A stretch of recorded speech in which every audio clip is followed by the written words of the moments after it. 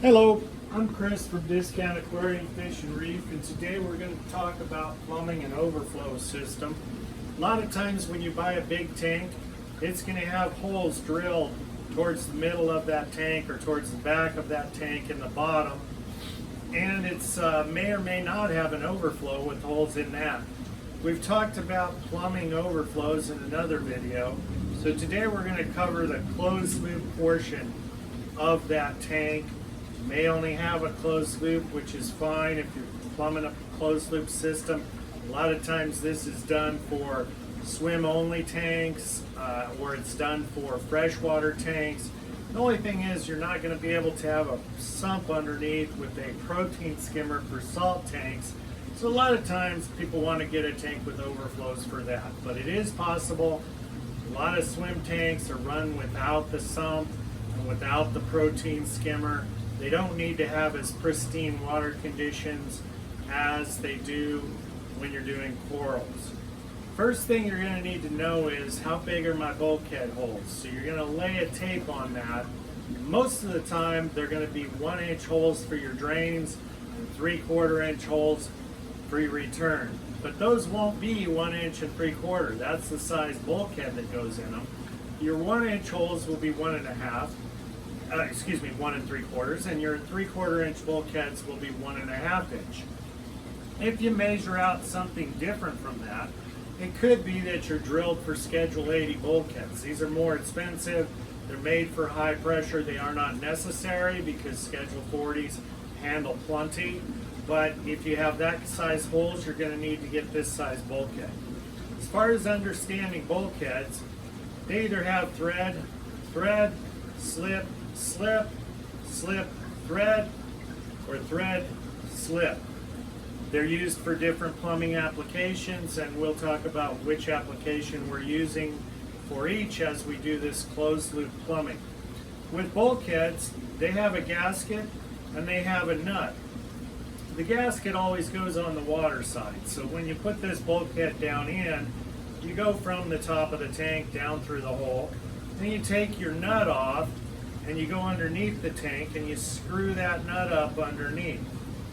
Especially for Schedule 40s, I recommend that you tighten that up hand tight and then you go a 1/4 turn further.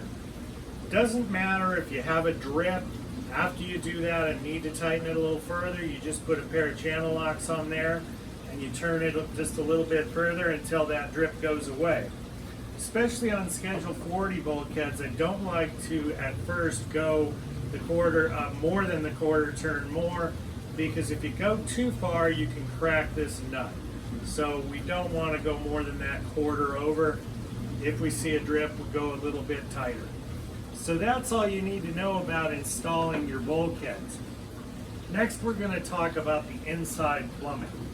First, you're going to have 2 holes for the drains. Generally these are going to be 1-inch bulkheads. So I've got a 1-inch bulkhead here. I've screwed a hose fitting into the bottom that's 1 inch to 3/4 because we're going to use 3/4-inch tubing for our underneath plumbing. In the top, I've screwed in an adapter, which is a thread into here, and it's a slip thread into the top. I've threaded this fitting into it, and I like to use this kind of strainer because it's already got a riser for keeping my sand or substrate from going down into my filter system. So I like to use this type. If you're not using this type, you may need to use slip on the top, slip some PVC, put a slip strainer on top of it if that's the kind you're going to use, but better to go this direction. So this is going to be your 2 drains coming out of the tank. They may be the 2 side ones. You can determine if you want them to be side or middle. If you have a tank that's got both and 1 inches. Otherwise, you can have your drains in the middle and your returns on the outside, which a lot of times with 3/4 and 1 inch, that's the way it's set up. I kind of like that better, but that's just because you're out further with your returns coming in. You'll hide this with some rock and you've taken care of your intake to the filter system. The next thing you're going to have inside is a return. For this case, I've taken a 3/4 inch bulkhead. If for some reason you have 1 inch bulkheads, you'll have to put that converter in like this because the lock lines are 3/4 inch. These are made up of 3 pieces. You snap them together. We've got our tip here, which concentrates the water a little further. They do have these in a flare tip. Flare tips are a little more expensive. And then you're going to have a 6-inch piece of your lock line tubing that you can direct. And then you're going to have what's called an MPT adapter, which is going to screw into your bulkhead. I've also put on a 3/4 to 3/4 fitting here to be able to hook up our hoses. Wherever you hook up hoses, you're going to use a hose clamp. I recommend getting stainless steel. They still can rust over time with salt water, but they're not going to rust as fast. They're not much more expensive, so get stainless steel hose clamps, and you're going to need quite a few of them. So once you do your plumbing, you can count up where you're at and get your hose clamps. I don't recommend slipping hose on until you have the clamp, because otherwise, if you don't slip that hose off, you're going to need to take the clamp all the way out to get it around the hose, and they're kind of hard to get to slip back in. So you'll slip this over the hose, put the hose on, and then you'll slide it up to be able to go and tighten. That's all there is to it on your return. It doesn't need a riser because the tube's going to keep anything sand and substrate wise from going in. And you've got your directional flow as well. Usually your upflow, you're going to point fairly steep so that it ruffles the top of that water. Next, let's talk about underneath plumbing and how you're going to plumb this thing underneath. You're going to use vinyl tubing. Again, you'll have your hose clamps on any place that you put something together. I've used a T-barb right here because I've got 2 holes. If I'm going up, I'm plumbing these 2 together, and then I'm also plumbing these 2 together, 2 separate sets there. Then I'm going to come down from that T, and I'm going to put I've got a 1-inch valve here, and I've put 1 to 3/4 inch barb fittings in it. This way you've got valves. You don't need to have 4 valves. You can just put 1 down here. Then you've got valves to be able to shut this down when you do your filter maintenance or if you need to replace a pump or anything like that. So you'll have 2 sets of these. That's how you're going to get the water to 2 barbs, and then you're going to plumb it into your pump or your pump and canister filter.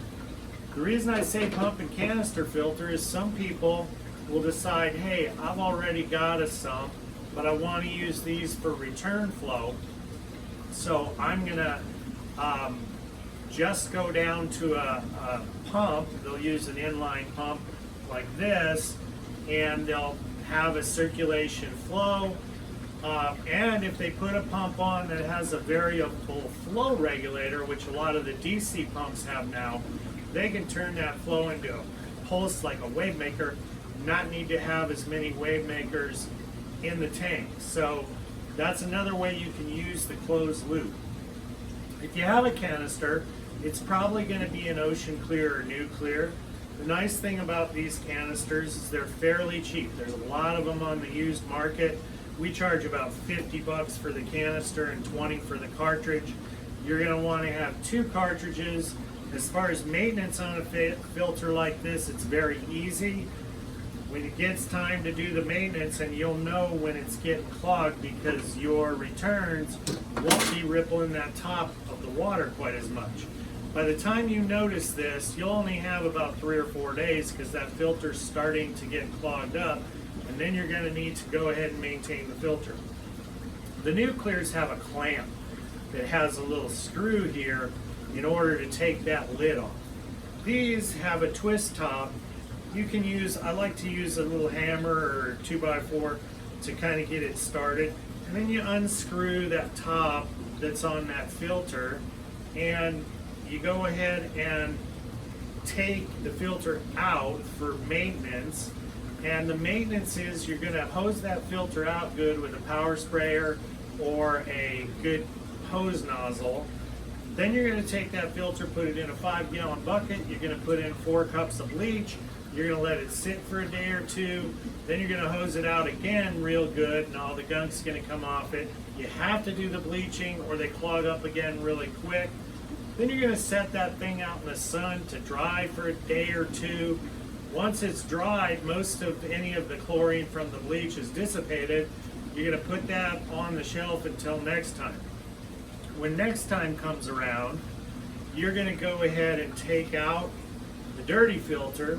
You're gonna take your spare and you're gonna take a 5-gallon bucket.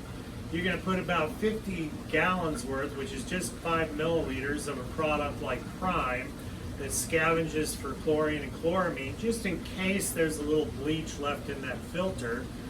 You're gonna dunk it in there for about 30 seconds. You're gonna put it back in, screw your top back on, open your valves back up, hit your power strip again.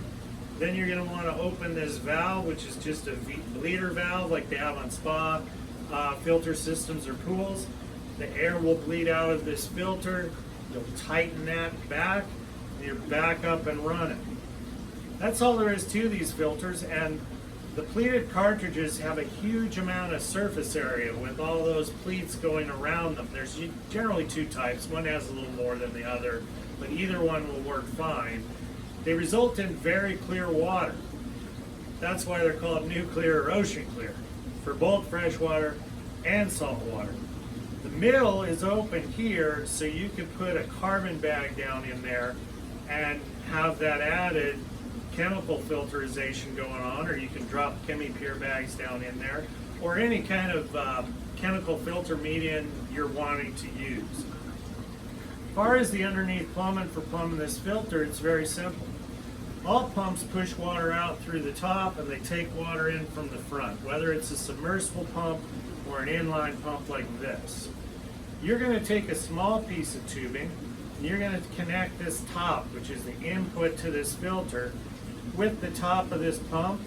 You're going to put your hose clamps on, of course. Then you've got that plumbed up. The front is going to be water coming into the pump, so it's going to hook to the bottom of these 2 that you've got with your T from this barb fitting going to the front of the pump. Then the filter returns from the bottom over here. You'll want to put in a fitting that's 90 degree. If it doesn't have it, this one is 90 degree also, which makes it easier. If you had straight ones, you'd need to loop a little bit longer hose. You're going to hook your hose on here. It's going to come up to your other set like this, and those 2 are going to go over to your return pipes. That's all there is to plumbing the bottom of this. Takes the water down into the front of the pump, pumps it into the top of the filter, comes out of the top of the filter, goes back into the tank. Now I want to cover a couple more things that are important with this. As far as your filter system goes, there is one thing you can do to make your filter even more supercharged. You'd have to be willing to use crushed coral in the saltwater system. You're already going to be using gravel, which is coarser, in the freshwater system. You just can't use fine sand. You're going to go to the hardware store and you're going to buy some egg crate. This is the stuff that goes on ceilings to cover fluorescent lights. They have it in the fluorescent lighting department. Runs about 14 bucks a sheet. I believe we're at that with inflation, hopefully not higher. You're going to take this stuff and you're going to cut out of that 2x4 foot sheet. You're going to cut sheets to cover the bottom minus about 2 inches all the way around. And if you need to use more than one sheet, that's fine. You just use more than one sheet, because afterwards you're going to cut some pieces right underneath there that are 2 of the square blocks on those pieces. As far as cutting this stuff, you can use pruning shears, you can use sharp scissors. We like to use a table saw because we can just run it through that. So if you have one, you can use a table saw. Then you're going to take those pieces that we made and you're going to cut pieces to go all the way around the outside of that top sheet that you've made. This stuff glues well with PVC glue, So you're going to glue those pieces going around onto this piece, and then you're going to want to have a cross brace. I like to do them about every 6 inches because your gravel and your crushed coral is heavy. That way you don't have any sagging. I glue in my cross pieces with that PVC glue. Then I'm going to want to buy some nylon window screen. It's usually plastic or nylon or whatnot nowadays. I don't even know if they make the aluminum or metal anymore. Those ones that used to rust a little bit. You don't want those. So you get your plastic or nylon window sheeting. You're going to cut a piece that's 3 inches or 4 inches bigger than the filter you've just made.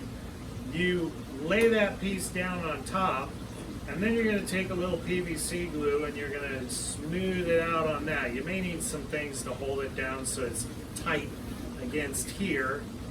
Once that dries, which is fairly quick, you can just give it 5 minutes. You're going to flip this thing over. You're going to fold over that screen so it covers the sides, and then you're going to fold it down and you're going to use a little bit of PVC glue along where it comes over there to hold this thing in position.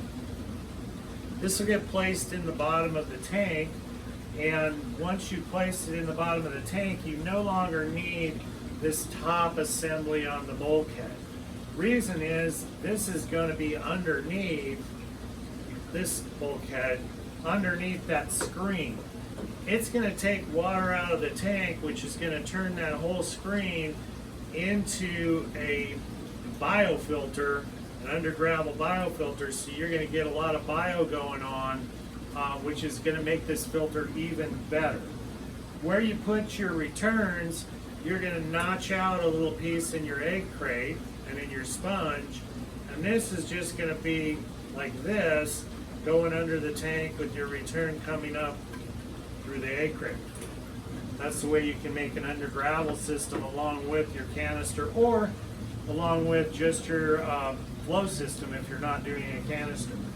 The last thing I want to cover is whether you're plugging up all your bulkheads, or if you have 5 of them, and you're using them, I recommend building an auto water change system. If you're just plugging them all up, and the ones you plug, you're going to use a bulkhead, and you're going to make it thread on the top, and you're going to thread in a thread fitting with silicone.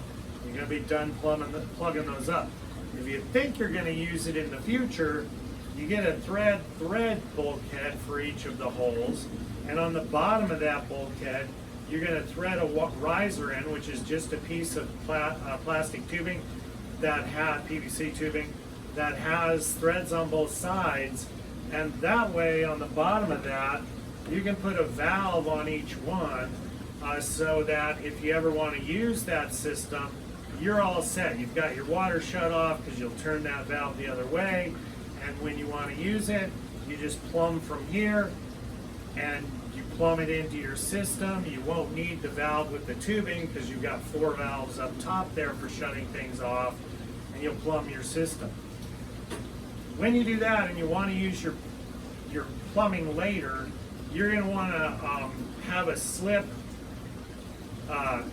valve, and with its slip on the bottom, you'll have to get a converter to be able to put a barb fitting on there. With the slip on the top, you're going to slip in a slip plug. That way, when you decide to use it, you can scoot the substrate away. You can use a pair of channel locks to grab onto the top of that plug and pull it out. Have your valves off if you haven't plumbed yet, and you're set to go. Now, back to what I was saying. If you have one hole that you're not using, sometimes there is 5 holes, sometimes there's 6, and you're plugging a couple of them, you can make an auto water changer that makes it easier for you to do your water changes. In order to do that, you're going to take a bulkhead, and you're going to put it in like this. The only thing I didn't put on here is you're going to want to put on the bottom where you're coming out of the tank, before you have this angled barb fitting, you're going to have a valve. If it's thread, you can just thread into that up there, and then on the bottom you can thread in this fitting, and then you're able to have that water change turned off. When you get ready to do a water change, you have a tube hooked up to here. You go ahead and open your valve, out goes the water. Now you wouldn't want it like this, because if you forgot, water could go all the way down to here.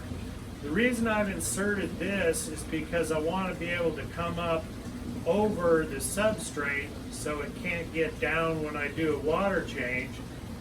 Then I'm going to take this and I'm going to be using a coupler with my small piece to come up over. This will get glued onto the bulkhead. This will get glued onto here so you don't accidentally pull it out. Then you're going to cut a piece of tubing that brings this up right to the level you want to be doing your water changes. If it's a third, you'll come up so the top of this is a third up your tank. If you're doing 50%, this will be at half.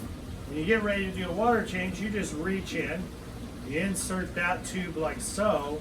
I've got a coupler up here and I'm using a little slip fitting to keep fish from going out. And that's how you can do your water change. You can go away because you don't need to worry about it draining past the point that you've made your tube for. You got a nifty little way to drain out water for your water change. Hope I've covered everything for you. Let me just review on a couple things. Bulkheads don't need silicone. Gasket on the water side. Screw up your nut from the bottom. Nut gets tightened, hand tighten a quarter turn. After it's full, if there's any drip, you just tighten it a little bit more for that drip to go away. You're set with the bulkhead. Any place you've got a thread in fitting, you're going to put silicone on those threads before you put it in, and then you're going to thread it in. The silicone, again, does two things. It gives you lubrication, makes it easy to screw this in, and it makes a gasket on there. If you use Teflon tape, which I don't recommend, it's usually 5 wraps. But if you wrap too much, especially when you're using Schedule 40 bulkheads, you can crack that fitting. Mainly you crack the nut, and then you'll have to replace the nut if you tighten that and you have too much Teflon tape. If you don't have enough, it's going to leak. So, skip the hassle, go ahead with the silicone. Last, as far as plumbing, any place you connect a tube, you're going to have a hose clamp. Get the stainless steel hose clamps, and you can count up all the places you're going to need them. You're going to need a lot. 1, 2, 3 here, 4, 5, 6 here. Returns on that, 7, 8. Coming up to the drains on that. Same thing for all this. Couple up top. So count up your hose clamps. That's all there is to closed loop plumbing. I hope you've enjoyed the video. If you have any questions on it or anything else, look us up online, Discount Aquarium Fish and Reef. You'll find Facebook, Instagram, YouTube, and our website. Facebook, Instagram, and usually Facebook and the website are a good place to go to contact us. You can also find our phone number on the Facebook and the website if you prefer to call. If you have any videos, topics, or articles, we do a lot of those. They're posted on Facebook as well. You can go ahead and send them to us and we'll try and work them in. Please go to our Facebook page and like our posts on there. Go ahead and click follow that page. You'll get to see everything, and by following, liking our posts, and sharing our posts, you help with our logarithm for our online search. And by the same token, you can go to Google.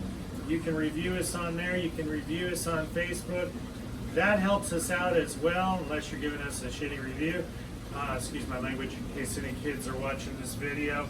But if you have a good review to give, go ahead and go on there and put that review in on either of those sites, and we really appreciate it. Again, hope you enjoyed this video. You can find all of our videos on Facebook easy by just going to Facebook, click the More tab, click Videos, and they'll all be listed right there. Click on them, you can see all of those videos. Articles are best probably to find on our website. They are posted all the time to Facebook, but to find them in one place. Our website's got a question and answer tab. It's got a news tab. So you can click on those and find our articles if our web guys got them updated, and see what's going on there. Take care. Have a great day.